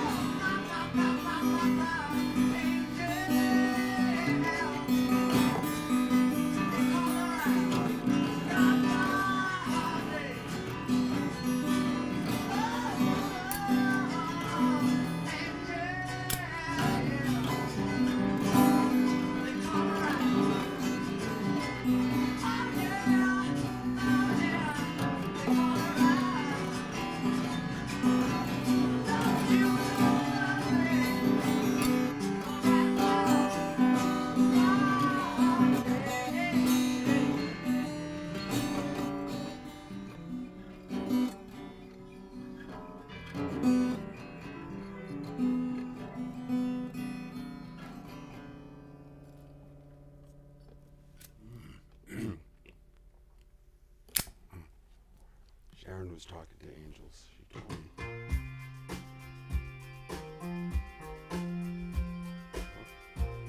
It doesn't want to stop. It's going to play it no matter what. So I guess we go. That story's not happening.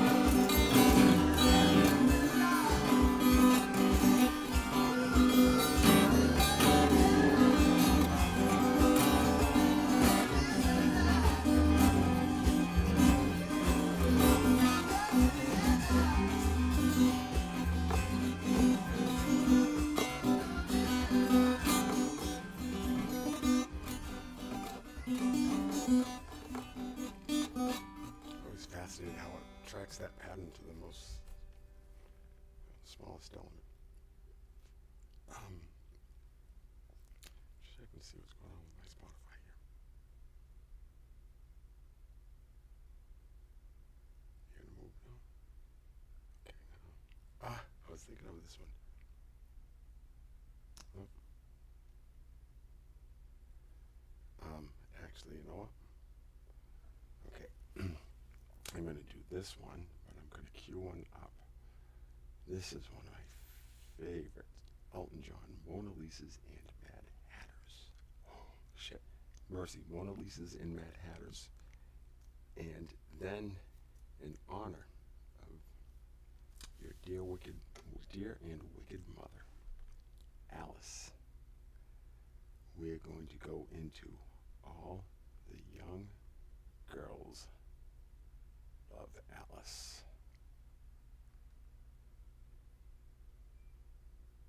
Yes, sirree. Tender young Alice, they say, come over and please me, over and tease me, when your husband's away. So we're gonna throw this into the, throw that into the queue. Okay. And pause that. And get this back on the porch. Come on. Live production. Like I've said, you know, we're stumbling. What's going on here, iPhone? Do we need to queue this up on iPad?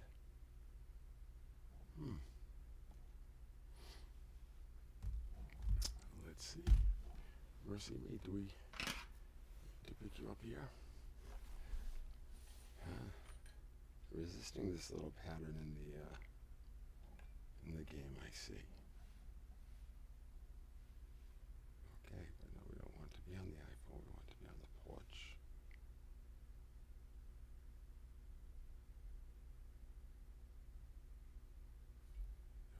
Will it connect to the living room? What's going on? Is network down?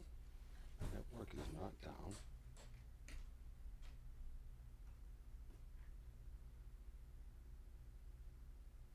All right. No. Something is speaking to us.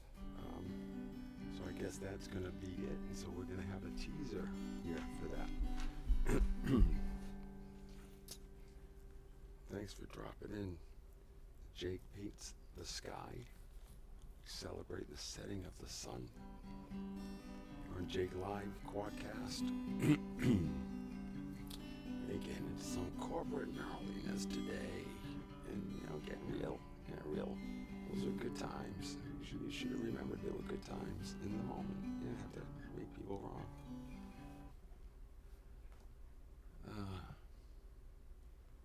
Yeah. I'm just Jake. This is Al. We were listening to Alex before. I love this, the way she just strums along when Jake's talking, and the energy that you feel. This is Betty. This is Mercy.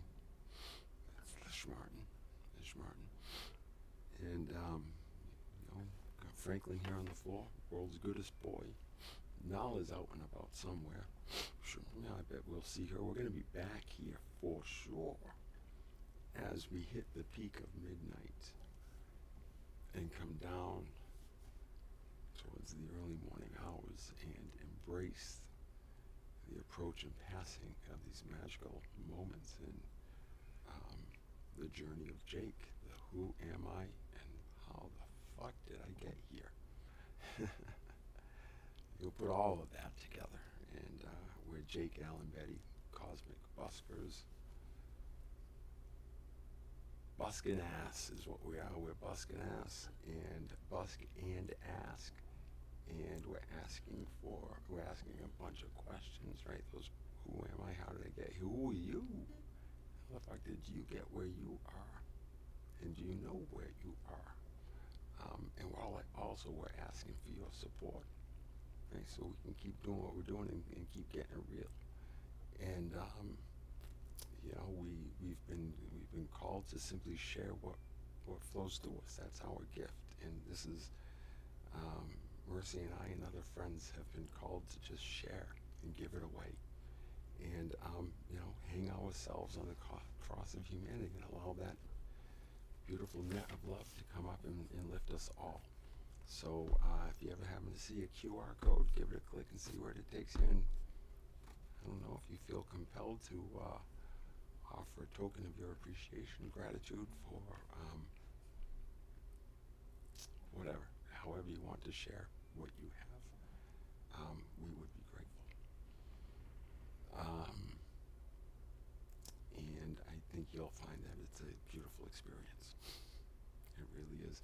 You will find if you open your heart and offer yourself and your gift back into this network, Family Healing Trust, and it's not a financial trust. The trust you place is in here, whether that's in Jake. If you don't have enough trust in yourself yet, but it's trust in yourself that this is worthwhile.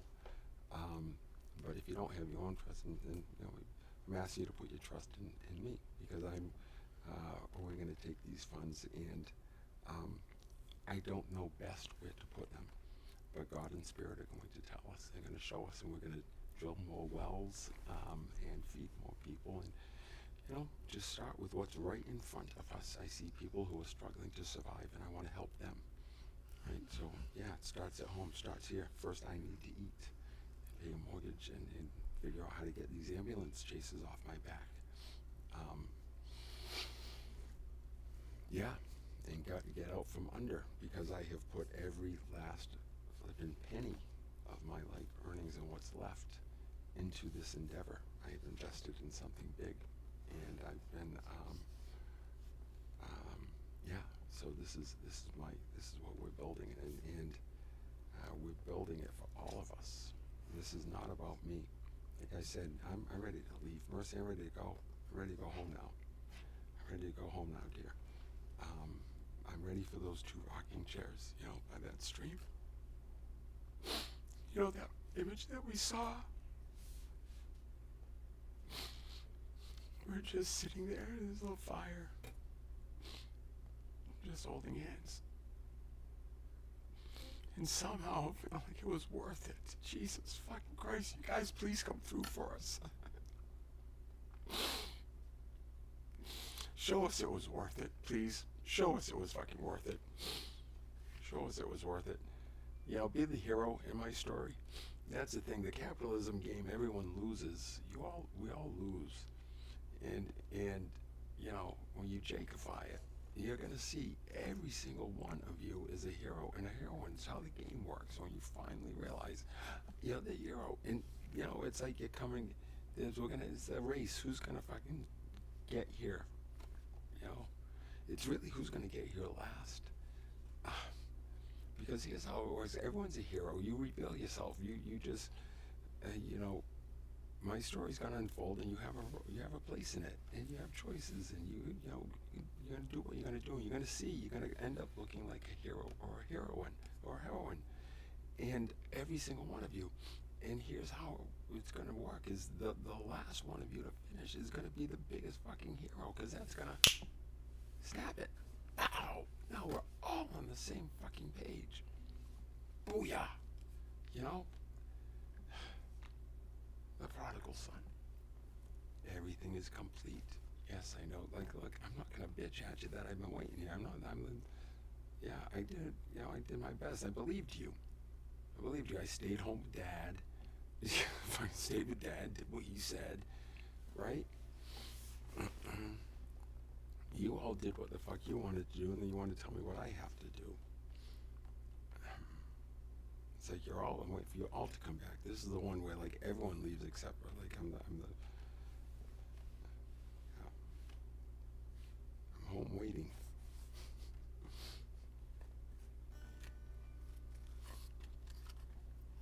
My heart is open. My door is closed because I'm worried, because I'm fearful of the town police. Truly. Oh, bullshit. When I step outside my door, I feel anxiety right now. If I step out, I went out to walk in the woods with the dogs today. It was beautiful. First time in months, I was able to do a full walk. We did the full, and it's coming alive. It's emerging. All of the entities were there. All of my known primary entities: the king, the queen, the spark, the field, and it was vibrant. And it was just amazing. Just a super beautiful experience that I've missed. I've been in the shit for so long, trying to figure out what the fuck you guys did to me over the course of my life, and then this past year. And so I'm finally feeling now what the beautiful feeling I was feeling a year ago in my spring emergence, my spring spiritual emergence, my psycho-spiritual popping time, which is well documented and speaking of ad nauseum, you tell me, yet you did not hear me.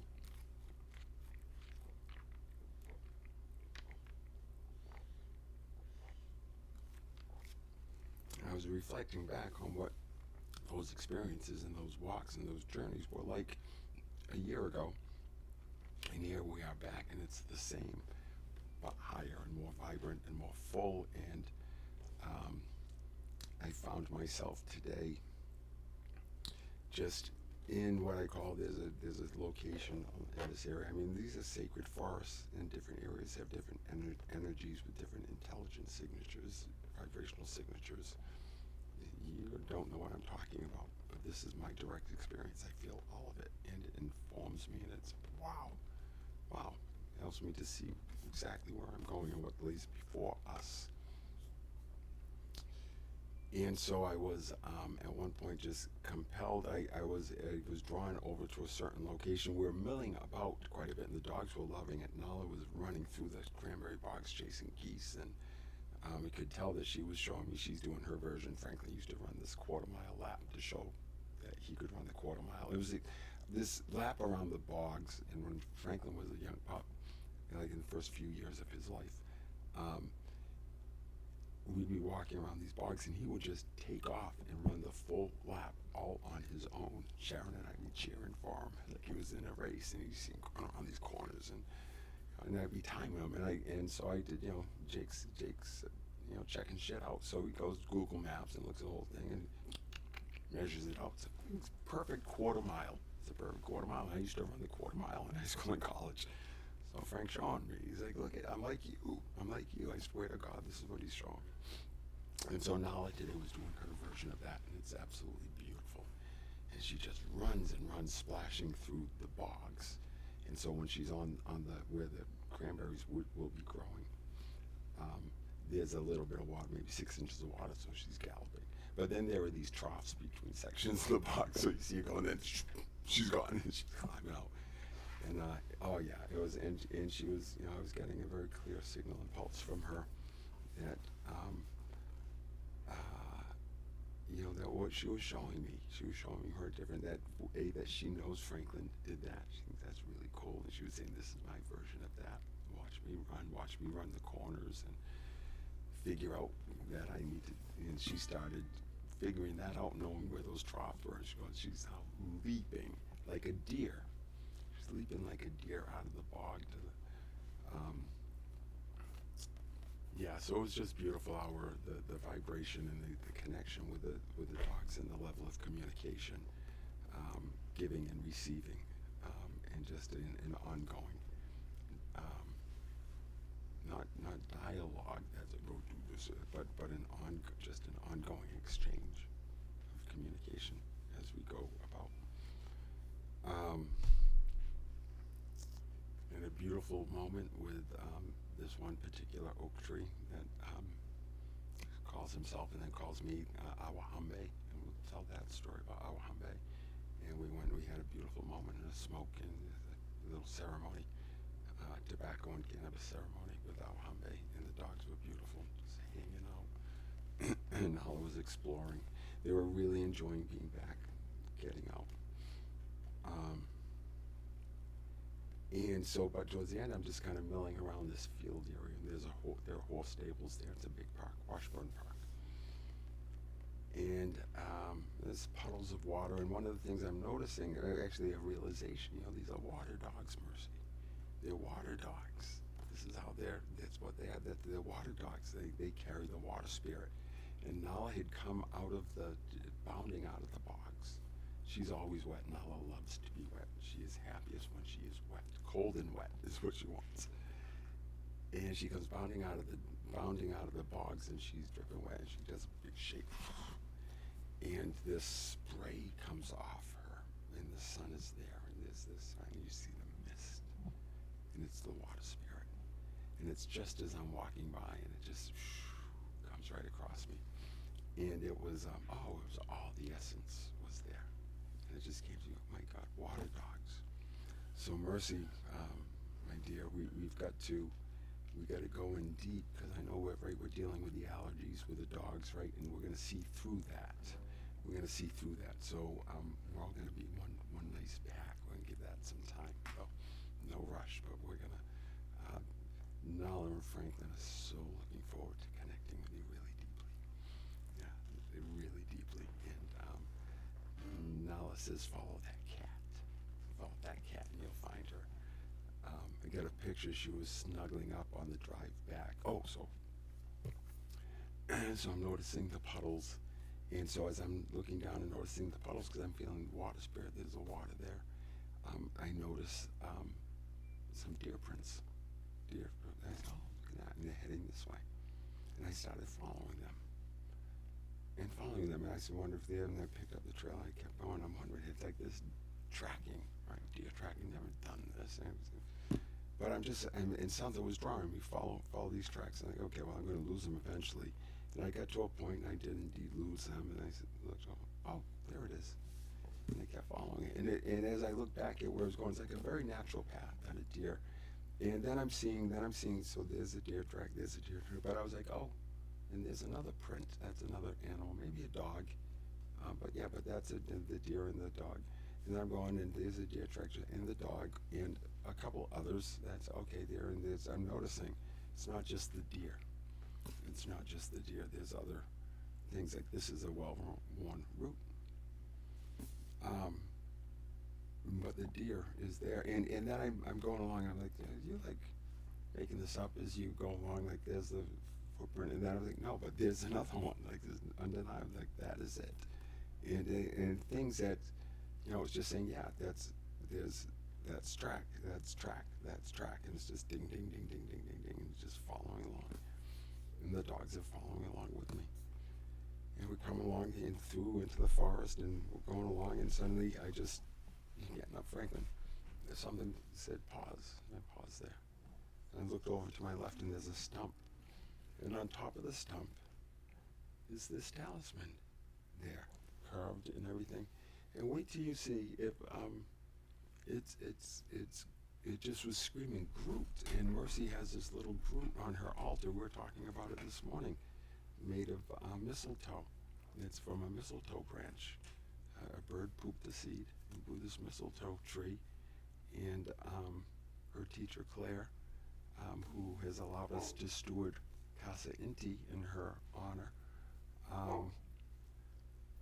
gifted this to Claire from her altar, and it has deep, deep meaning to both of us. And yeah, so this talisman, it was just, and then a whole bunch of really, deep things settled in, really some realizations of like, oh my, wow. Yeah, well, I'm going to keep some of those to myself for the moment because they're super precious, and they were gifts. They were birthday gifts. They're incredible fucking birthday gifts. I mean, I thought I got it all this morning. I thought I'd opened them all this morning. And I had that beautiful conversation with Mercy. That was, as I said, it was the ultimate gift, and then I felt something even deeper. It had an even deeper realization that brought such a sense of comfort and ease, and knowing that it will bring the same to her. Knowing that it will bring the same to her, just a realization. Yeah, yeah, and knowing how to find each other reliably every time. Every time. I know exactly where in my body when that's her. That's her. That's always been her. It's always been that. Connects. You know, I have these stories that I tell about what mercy means to me and where she fits in my cosmology in my world. None of that puts any obligation on Mercy to be anything in particular, or to stay anything, or it doesn't restrict her. It actually encourages her to keep growing and growing. She is, she will have whatever relationship she wants with people in her life that fulfill her. This is not about that. She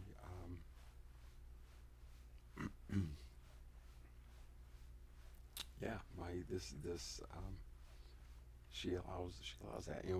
She doesn't have to be to me what she doesn't have. I do not have to be to her what she is to me. I'm to her whatever I am to her. You ask her that. She tells me all the time in every way. And what I get from her is that what I am for her in every moment is what she needs from me. I am able to be what she needs from me. Sometimes she wants to hear my words. Sometimes she very beautifully says, "Can you just be quiet? Just let me get this out." Yeah, pour it on. Fucking go. And she'll say, "I'm so sorry, I'm just dumping on you." No, bring it. More. Num, num, num, num, num, num, num, num, num, num. Because when she's spewing her Kali fierceness energy, even tempered, like way tempered, thank goodness. No, we'll do the big thing too. Not thank goodness, but no. Well, thank goodness then, because Jake probably wasn't ready for it.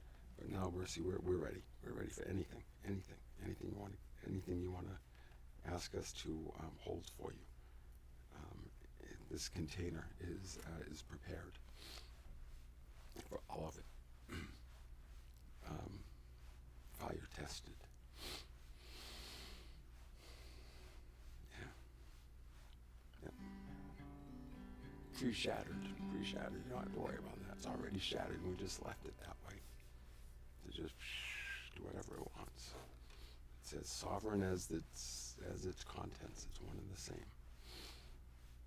And it all scales, David. So I am that too.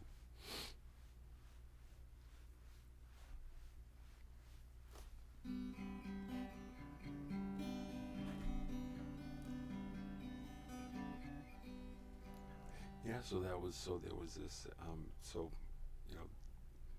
this is like finding the final part of me. That's what it feels like, right?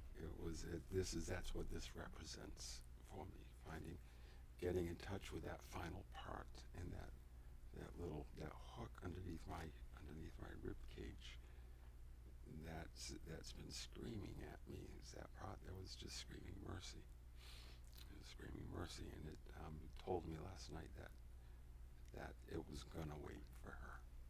That we got rid of all the other stuff, and it was until the time was right, and apparently the time was right.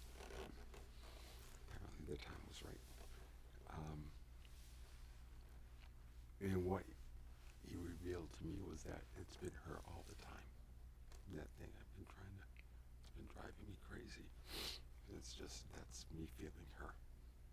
That's just where that's where it gets me. It's one of the places that it gets me. And that's where it gets her too. It's always on the left side. It's on the left side. And that's why it feels like there'd been a chunk taken out of me.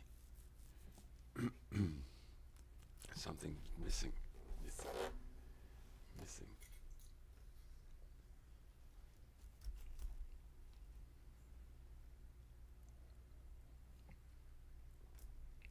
Yeah, we've been through it.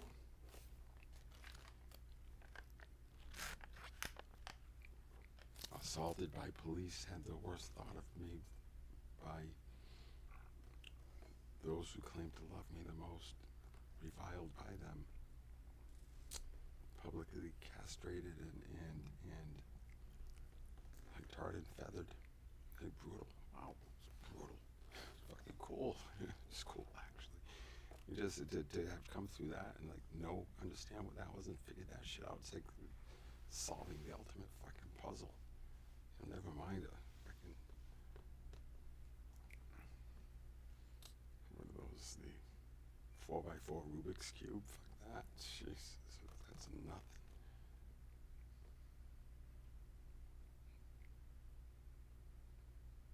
Solve it with my tongue in about 2 seconds.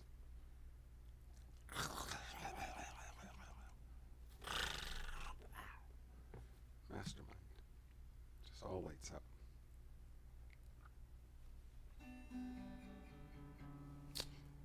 Yeah, so cosmic busking, what I realize we are creating here, and what's most important to me, is a container that can hold Mercy, her gift, and her story. That's what needs to come through. That's what needs to come through. If we need be, we'll tell her story in the context of my story. I'm a storyteller, so. But I honestly, I could not stand to see that woman scrubbing floors in a hospital anymore. It was killing me. It was fucking killing me. And she's in like an uber, like literally dangerous, to her physical well-being. It's not like she's got this traumatic history and therefore she can't handle something. No, she's in a dangerous situation with people that don't understand that she's being exceedingly clear and they're not doing anything effective. Right? Just keep putting it back on her.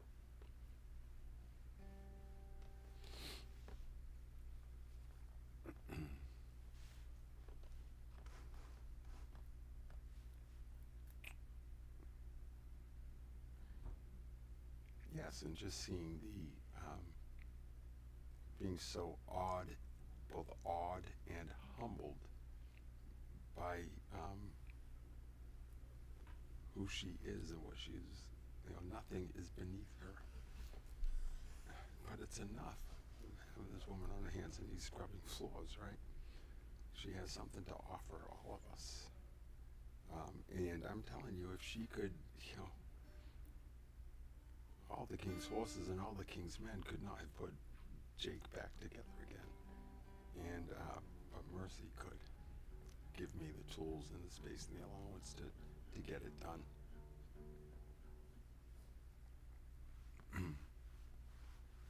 That says something. So I know what I know. I know what I know. And yeah. We're not better off when she's scrubbing floors. We're better off when she's here and sharing her gift with us. And so, please support this so that I can support her and me. And but just busking. Toss a buck in the guitar case. Click a QR. It's not a charitable gift. This isn't about taxes. Taxes, right? Those taxes. And we'll pay our taxes. This is a gift from the heart. All of it. We're just giving it. All right, Jake, Alan, Betty. And checking out. We'll be back in a little bit. I'm gonna go have my hamburger. But we will see you soon. Until then.